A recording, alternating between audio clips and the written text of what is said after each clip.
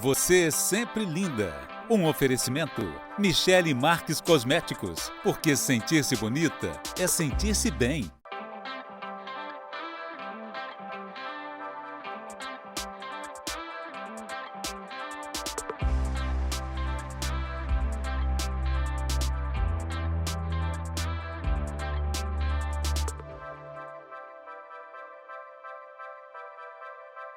Começamos a ouvir falar cada vez mais em um novo diagnóstico no mundo do trabalho: síndrome de burnout, ou síndrome do esgotamento profissional.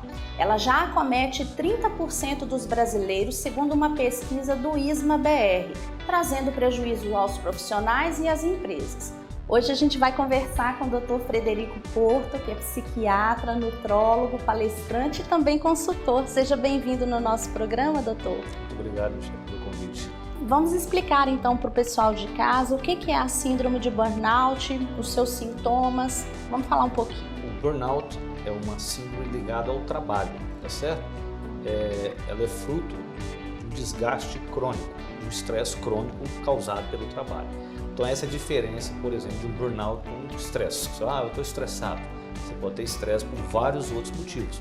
Quando é pelo trabalho, você entra num estado de esgotamento, a gente chama de burnout. E como que é feito esse diagnóstico? É importante entender que este ano, agora no mês de maio, a Organização Mundial de Saúde passou a considerar, vai inserir, o burnout como um diagnóstico mesmo no próximo CID, que é o livro que o médico usa, que tem os códigos da Classificação Internacional de Doenças. Nós fomos desenhados, nós temos que lembrar, como seres nômades, O Homo sapiens, ele viveu 99% da existência dele no planeta Terra como nômade. Nós andávamos, em bandos, caçando, comendo o que aparecia. E quando a gente se estabilizou e virou agricultor, tudo mudou. Então nós somos desenhados para ter um estresse por semana, topar com um bicho perigoso, lutar com um tigre dente de sabres, e você mata um leão por hora. Não é isso? Hoje sim. Ou até mais, né? Então a pressão sobre o ser humano é muito maior do que ele tinha antes, do que ele foi desenhado para suportar. Então isso gera um desgaste muito maior do que a gente tinha há milhares de anos. E o trabalho é uma fonte disso. Você tem o risco do desemprego, num país onde tem 13 milhões de desempregados, você tem a pressão por atingir metas, não é isso? E as metas são cada vez mais desafiadoras. Então, pela primeira vez na história, nós vamos ter que aprender a lidar com esses estressores, porque o ambiente não vai te poupar, ele vai aumentar a cobrança. E quais são os sintomas? Diante desse desgaste contínuo, a pessoa passa primeiramente, ela tem falta de energia. Então, um dos sintomas, ela fica cansada mesmo, que aí vem talvez a diferença do diagnóstico com a depressão. Uma depressão, ela tem tristeza, angústia, ela tem pensamentos negativos recorrentes. Num burnout, ela pode ter só o cansaço. Mas talvez pelo excesso do cansaço e por não ver saída para esse cansaço, ela não pode desenvolver essa tristeza? Então ela acaba, exatamente. Então aí, em consequência, como você teve um estado de estresse crônico, em consequência disso, você pode desenvolver um quadro depressivo. Então, muitas pessoas que não tinham diagnóstico de burnout receberam um medicamento antidepressivo para cuidar dos sintomas de depressão que ela também passou a ter junto do burnout. Mas não esquecendo da origem, que é o cansaço. Isso. Então, porque se eu tratar, te der um remédio para depressão, mas não auxiliar aquele indivíduo a recuperar o sistema dele, para ele voltar a conseguir lidar com o estresse da vida, ele não vai sair daquele lugar. Doutor, e quais são as causas mais recorrentes do burnout? Como ele advém do trabalho, ou seja, você tem a pressão dentro do trabalho. Isso é duas coisas muito curiosas.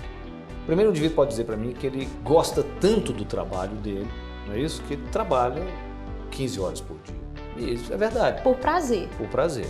Mas isso não significa que isso não vai esgotá-lo, tá certo? Sim. Tá bem? Então, assim, igual um atleta que ama o esporte e treina até passar mal. Então, ou seja, ele pode trabalhar demais porque gosta. E você tem o outro indivíduo que ele, mesmo não gostando do trabalho, ele tem que trabalhar por necessidade, evidentemente. E aí que esses dias eu vi uma frase muito interessante: a pessoa para quem você se reporta é mais importante para a sua saúde do que o seu médico. Exatamente por isso, porque esse indivíduo para quem você se reporta, o seu gerente, o seu diretor, ele é o indivíduo que coloca a pressão sobre o seu trabalho. A maneira que ele faz isso vai ter um impacto muito grande. Claro que ele tem que fazer, né? Que uma empresa tem que produzir resultados. Mas a maneira que faz, a capacidade de criar um ambiente saudável, tóxico dentro do trabalho, vai desencadear ou não um burnout. Por isso, né? E a partir do burnout, é possível desencadear outras doenças? Pois é, então... Mas quais doenças, Perfeito. no caso? Então, vamos considerar que você passou por um estresse crônico. E cada pessoa vai se manifestar de acordo com se fosse a fragilidade genética dela. Então, você pode ter pessoas que vão ter doenças cardíacas, por exemplo, vai ter hipertensão arterial, vai ter gente que tem problemas gástricos, vai ter refluxo, vai ter colo irritável. Então, a pessoa, conforme o órgão frágil dela, ela vai ter a manifestação. Desde sintomas psíquicos, desde o cansaço, pode ter tristeza, alteração de sono, angústia, aí ela vai ter problemas gástricos, né? E os problemas de memória, porque quando o seu cérebro falta energia, ele não vai conseguir guardar aquilo que você precisa de guardar. Então, vai se manifestando de acordo com a fragilidade que cada um tem. Como que a gente vai conseguir separar o que é o estresse, por exemplo, cotidiano, do burnout? É muito importante você avaliar a fonte do estresse, de onde ele está vindo. E uma maneira que eu sempre peço aos meus clientes é de entender o seguinte: tá bom, então vamos supor que você começa a avaliar em quais momentos do dia você experimenta determinadas emoções. Então vamos fazer um eixo que nós temos emoções de alta ou baixa energia na vida. Então alta para cima, então alta positiva, agradável, você está confiante, revigorado, entusiasmado, alegre, tá beleza. Mas ninguém passa a vida ali, por quê? Porque você precisa recarregar, você se recarrega quando você diminui, você tem emoções de baixa energia agradáveis. Você está relaxado, em paz, sereno. A gente deveria viver ali, recupera aqui na baixa energia de qualidade agradável, positiva, e vai lá na qualidade positiva de alta intensidade e gasta aquela energia. Assim, recupera e gasta, recupera e gasta. Porque o que mata não é o excesso de trabalho, é a falta de descanso. A pessoa não cria esses momentos de descanso. Como a gente não faz isso, nós vamos parar num outro lugar, que são emoções de alta intensidade, de qualidade negativa ou desagradável. Você fica com raiva, ansioso, então você migra para lá, porque você não pode deixar a bola cair. Mas se você não criar esses momentos, aí você cai num outro quadrante, que é onde você tem emoções de baixa energia, de qualidade negativa, onde você fica deprimido, onde você tem um burnout. É ali. Então a pessoa tem que ser capaz de identificar quais emoções dominam o dia dele e em que momento. E aí ele entende de onde está vindo o desgaste dele. Quando que a gente deve realmente se atentar que algo está errado? Qual que é o sinalzinho de alerta que está no momento de buscar uma ajuda médica? Bem, eu acredito que quando você perceber, nós podemos usar o feedback que vem de nós mesmos ou de outras pessoas, né? Então, de você percebe que você já não lida tão bem com as pressões quanto antes. Você pode estar explodindo à toa, seu sono já não é tão restaurador. Então, a pessoa tem que ficar atenta a essas sutilezas. Ela não precisa esperar o copo derramar para que ela tome uma providência. Então, você vai falar assim: não sou mais o mesmo, não tenho a mesma energia que eu tinha antes. No sábado e domingo, ou só no domingo eu estava descansado para trabalhar na segunda, agora não. Eu preciso de 3, 4, às vezes eu volto de férias cansado. Então, ficar atento a essas sutilezas. E a segunda forma é ficar atento permitir que as pessoas falem para você: você está muito nervoso, você está diferente. A pessoa fica retraída socialmente, né? Ela se recolhe, ela não interage com os outros, ela não consegue conversar. Não é porque ela está irritada, ela fica recolhida dentro de si mesma.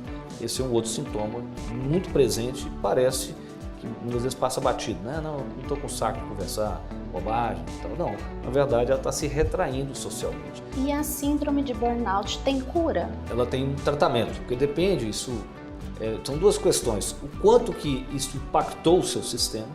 Então pode ser que a pessoa tenha que tratar disso por muito tempo. Mesmo que seja curável, é um tratamento de longo prazo, é um tratamento de 18 meses, 2 anos, tá certo? É igual você trata, por exemplo, um quadro depressivo grave.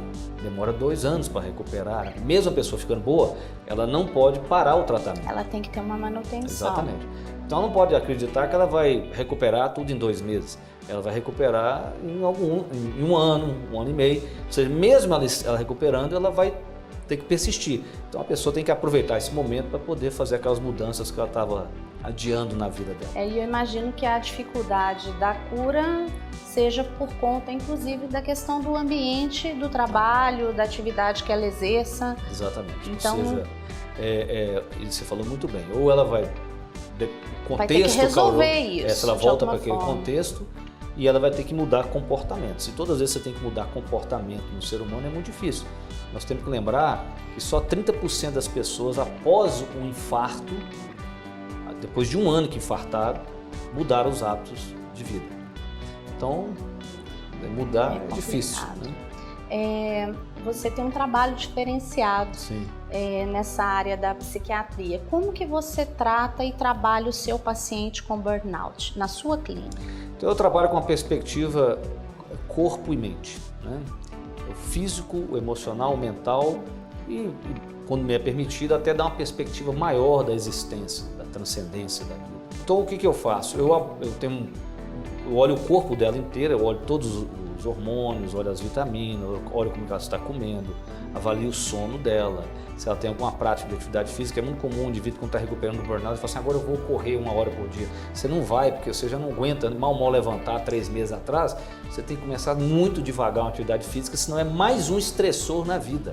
Com essa perspectiva, eu abordo ela, primeiro o corpo dela integralmente, eu ensino práticas respiratórias para ela aprender a se centrar, a respirar melhor, a melhorar o sono dela, e faço essas abordagens, a questão das emoções que dominam o dia. Fazemos uma discussão sobre a carreira dela, né? Eu sou consultor de empresa, eu trabalhei em empresas de orientação de carreira multinacionais, então a gente faz uma análise dessa parte da existência e é um passo de cada vez, e auxilio ela exatamente como transformar aqueles novos comportamentos em um hábito. E é isso que eu trabalho. Doutor, e é possível prevenir o burnout? Então, você previne de que maneira? Você tem que atentar para os sinais do seu sistema, do seu corpo e mente. Então, tem gente que vai ter enxaqueca, tem gente que tem dor de estômago, tem gente que tem insônia. Qual que é o sinal que você tem quando você está chegando aos seus limites? Está passando os seus limites. E aí, quando esse sinal estiver muito frequente, é hora de você fazer alguma mudança. Porque é assim que a vida chama a nossa atenção. E aí você intervém antes.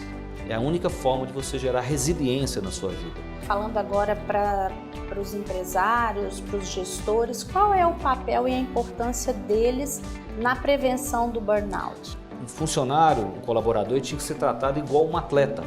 Você jamais vai pegar um grande jogador de futebol e colocar ele para jogar bola todo dia no campeonato. Não, porque ele tem um desgaste, ele vai acabar tendo uma lesão. Mas é exatamente isso que é feito nas empresas. A empresa tem um paradoxo. Muitas vezes o camarada que é o mais talentoso é que recebe mais trabalho. Então ele fica sobrecarregado. É como se você sobrecarregasse o melhor jogador do time. Então é um paradigma que tem que ser vencido de que, se eu quiser um time produtivo, né, inovador, eu tenho que dar o tempo de se recuperarem. Porque a qualidade do trabalho que ele vai me entregar é muito superior do que se ele estiver cansado. O empresário tem que ter essa consciência de como ele criar um contexto e um ambiente onde ele permite que as pessoas se recuperem, e aí a qualidade do serviço que será entregue será muito superior. E a questão também do ambiente de trabalho, que a gente estava falando da competitividade saudável. Exatamente, isso. Então essa capacidade de criar um desafio, né? E um ambiente que a pessoa se sinta acolhida, e aí ela vai estar disposta a enfrentar qualquer obstáculo. Mas o oposto, né? Se apanhar todo dia, ele não vai conseguir fazer isso, ele não vai ter energia para lidar com os desafios, né? Na próxima semana voltaremos a conversar, porém agora sobre medicina integrativa com o Dr. Frederico Porto. Obrigada, doutor, por essa primeira participação. Eu que agradeço. Obrigada a você de casa pela companhia e não deixe de acompanhar o nosso canal no YouTube. Lá você assiste a todas as entrevistas que foram ao ar até hoje e poderá interagir com os nossos convidados, inclusive com o Dr. Frederico Porto. Envie para o WhatsApp abaixo a sua pergunta ou sugestão que o próprio entrevistado vai responder nos próximos programas. Eu espero você às 1h15 da tarde. Até lá!